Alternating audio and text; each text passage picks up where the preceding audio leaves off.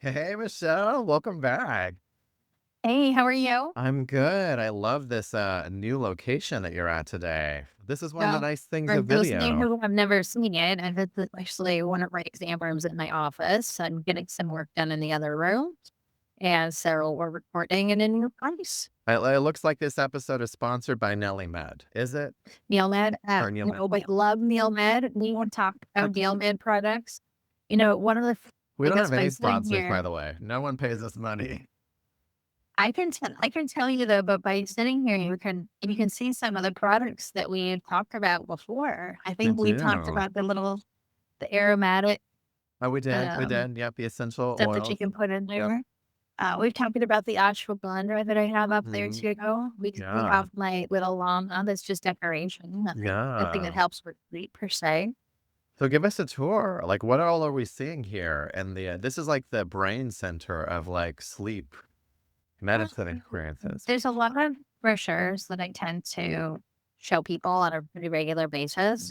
And listed it, I'll either hold a log or walk in for a patient. And so there's some folders here.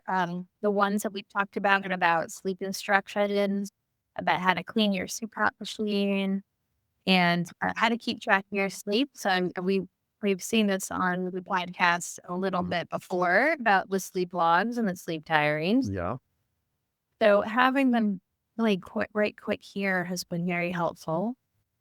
Usually I'll also put things that are coming up. I guess by the time this episode will air, we will be past my Sleepy Saturday for the fall, Oh. but I have been giving people brochures about our Sleepy Saturday walks Mhm. that is happening for the fall.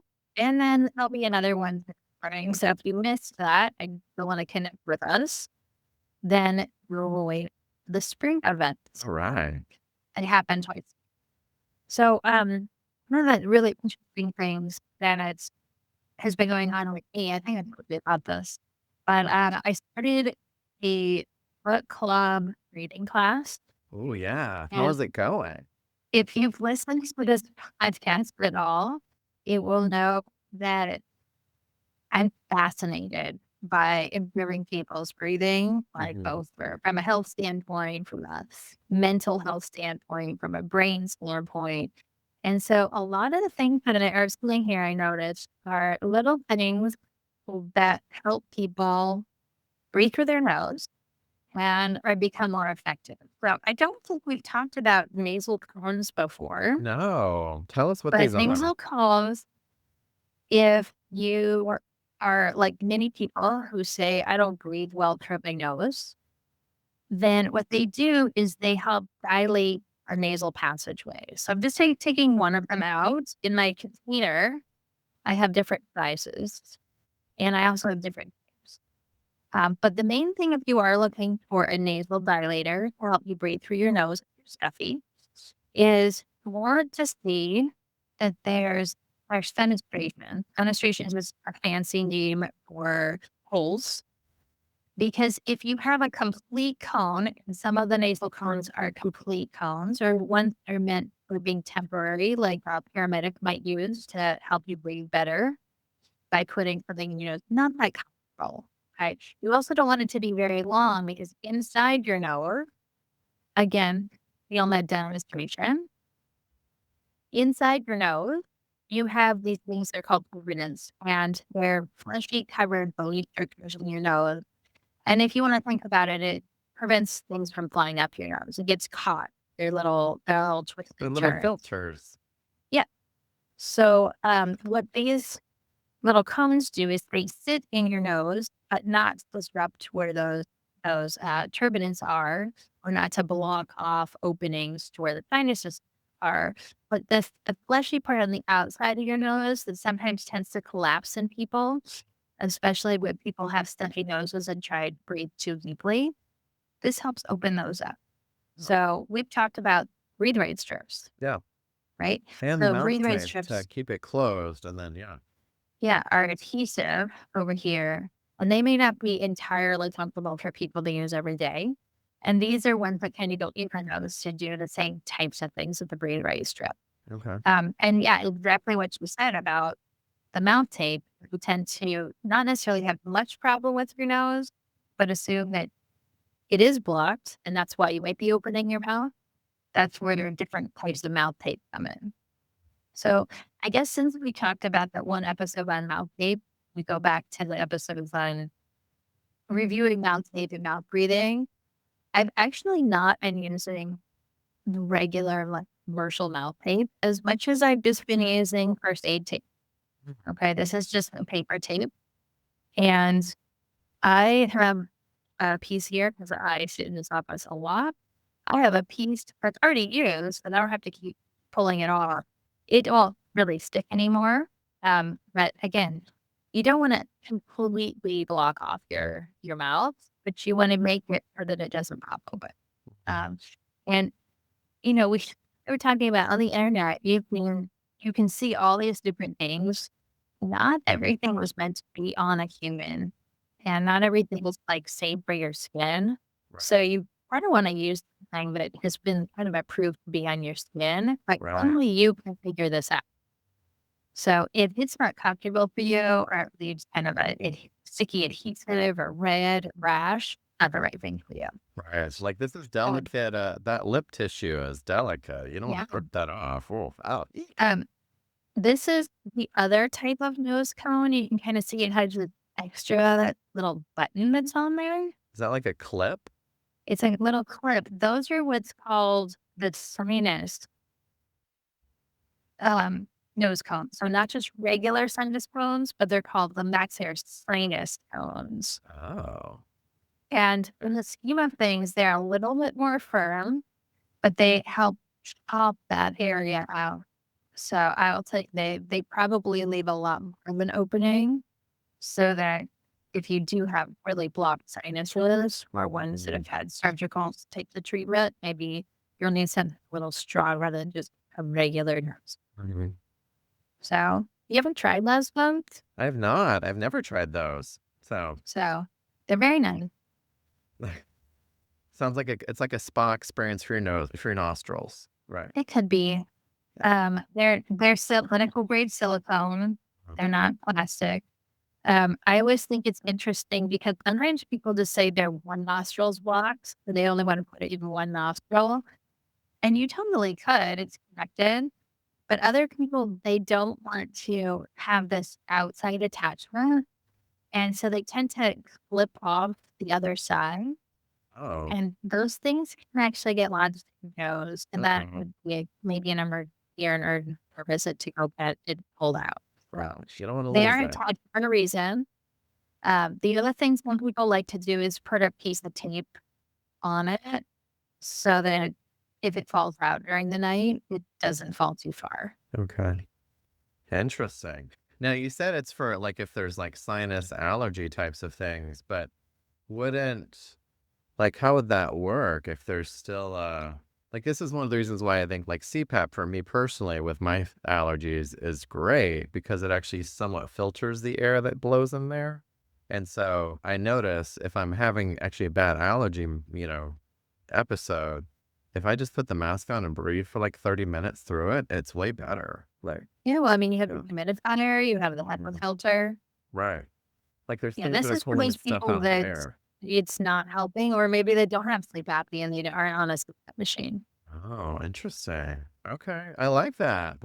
There should be a whole like gift bag of all these things that you can try. Well, when we get our website really going, then maybe we'll put the Amazon links to it. Yeah.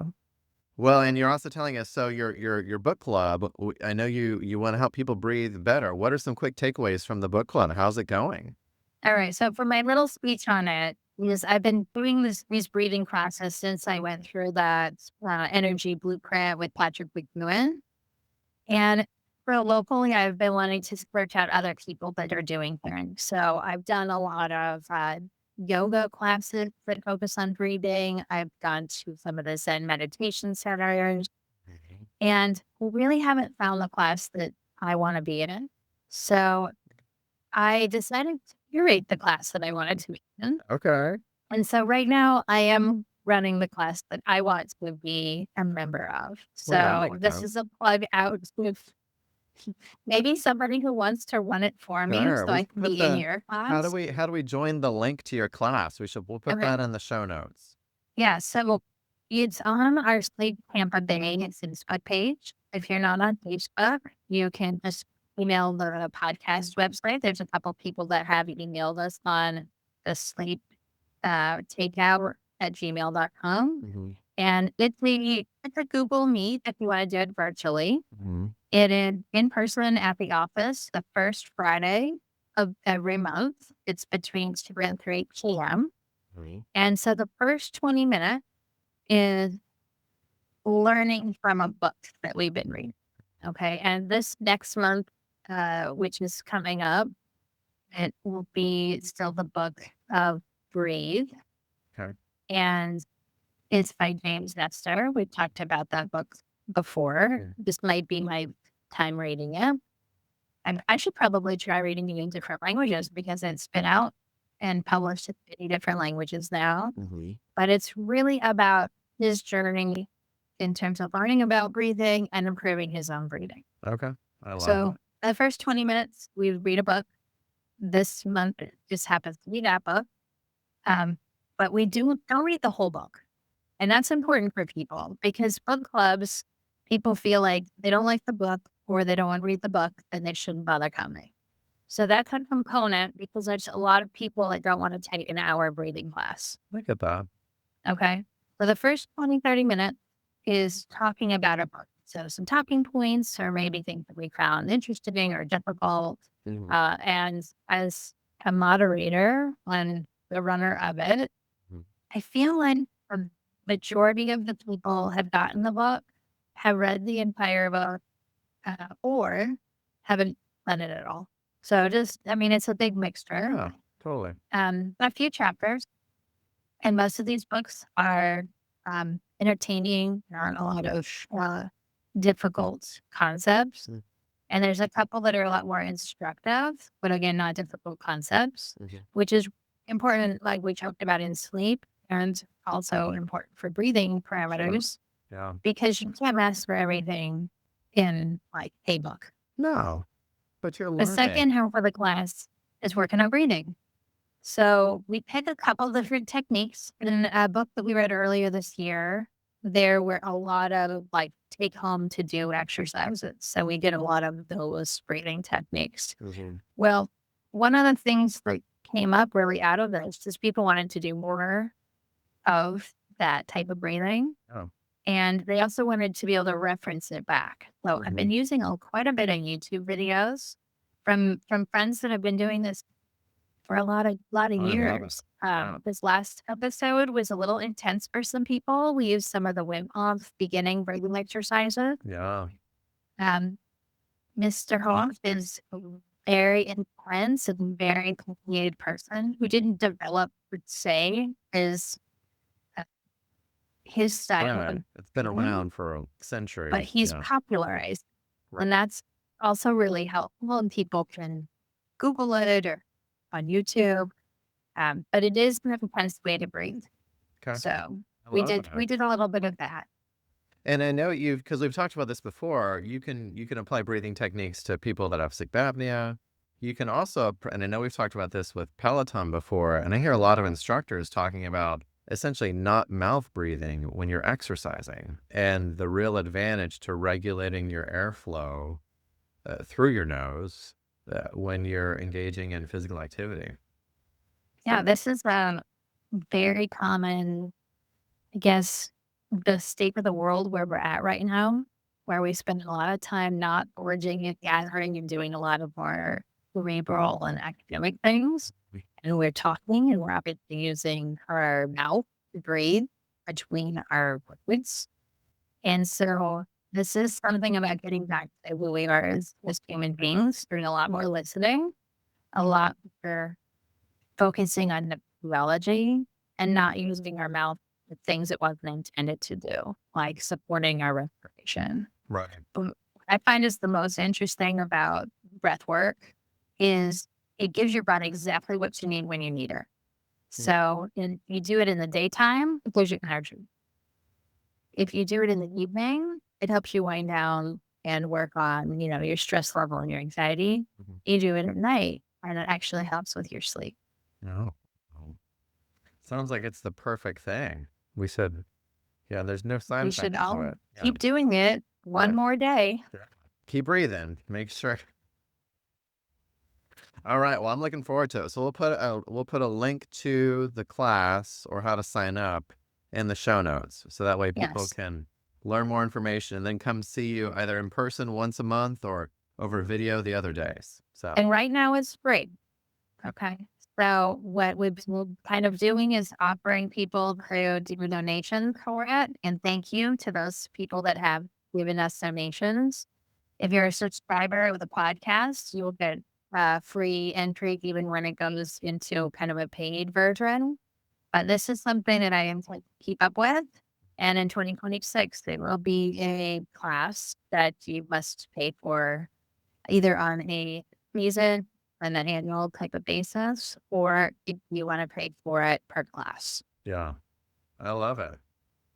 It's a little time consuming, but this way it'll help me to find that person who is not me to run this class. Yeah, absolutely. All right. Well, until next time, Sleep Nation, tune in again for more info on. And I love the office tour, Michelle. Thank you so much for giving us an inside look and what it's like to see you in person. See me in person in the office. All right. Well, until next time, All right. Take care. All right, bye, take everybody. care. Bye.